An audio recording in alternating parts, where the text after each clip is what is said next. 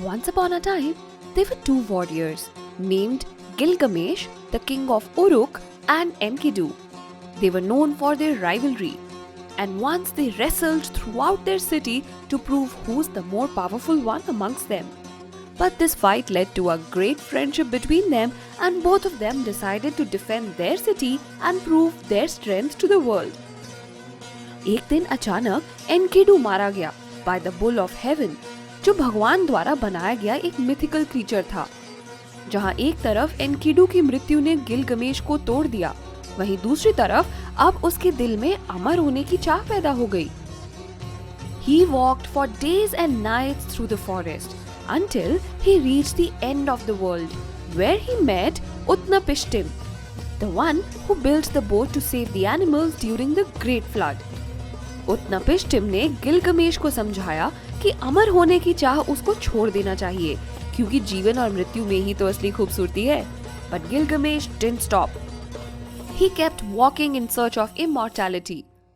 Soon he realized that he wasn't going to attain it, and thus he left his wisdom and learnings of his journey by imprinting them on blue stone tablets called lapis lazuli and buried them safely under the city walls. हजारों साल बाद यही tablets northern Iraq में एक excavation project के दौरान पाई गई, और यहाँ आर्कियोलॉजिस्ट को बस कुछ ही टैबलेट्स नहीं बल्कि एक्चुअली में दुनिया की सबसे पहली लाइब्रेरी मिली, और यहीं से हमें पता चला दुनिया की सबसे पहली सिविलाइजेशन के बारे में, जो कि थी द मेसोपोटामियन सिविलाइजेशन।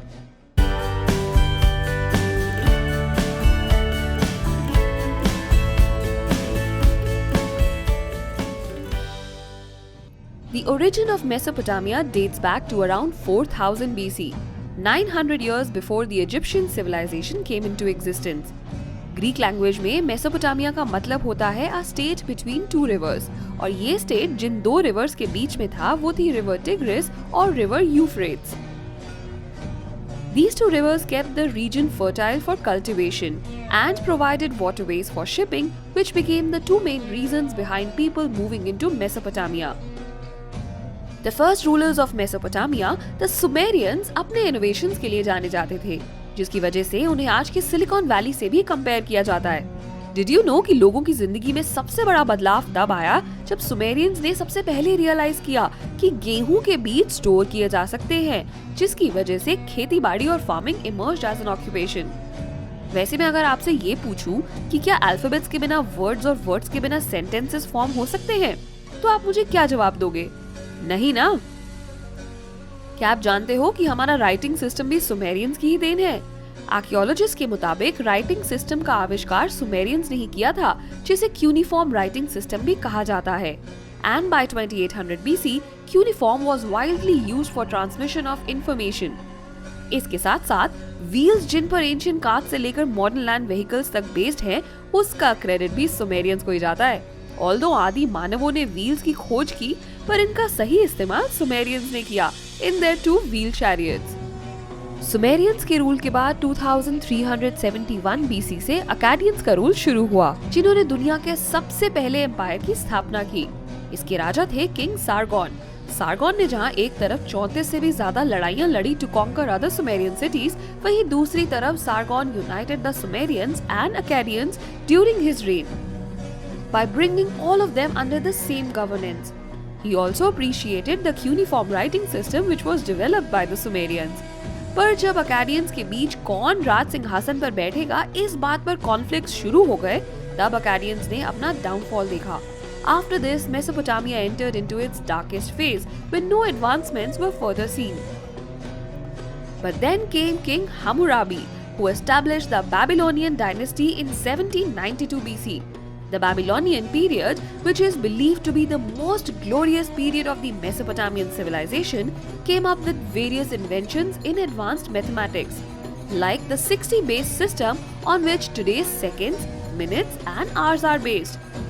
आज अगर हम एक साल को 12 महीने के हिसाब से जानते हैं, तो उसका श्रेय बैबिलोनियंस को जाता है, जिन्होंने एक साल को 12 पीरियड्स में डिवाइड किया और उन्हें प्रोमिनेंट कॉन्स्टेलेशंस के नाम दिए।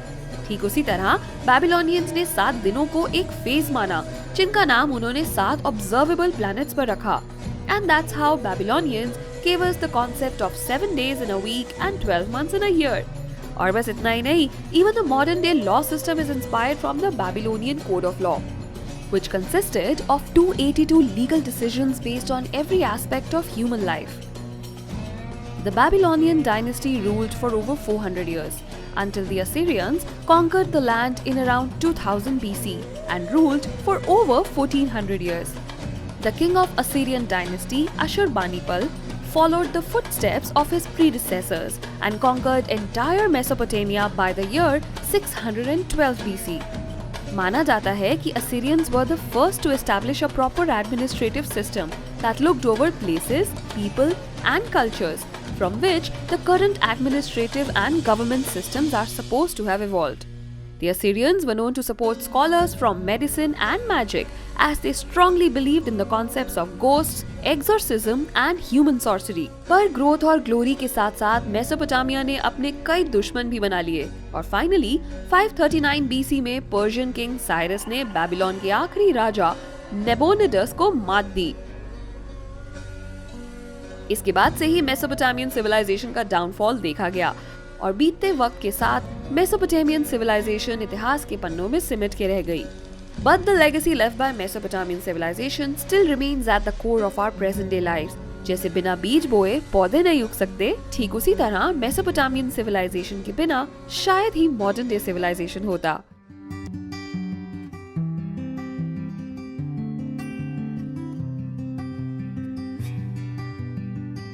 Want to be the first to know of the videos on the Mindwars YouTube channel? Hit subscribe and click the bell icon.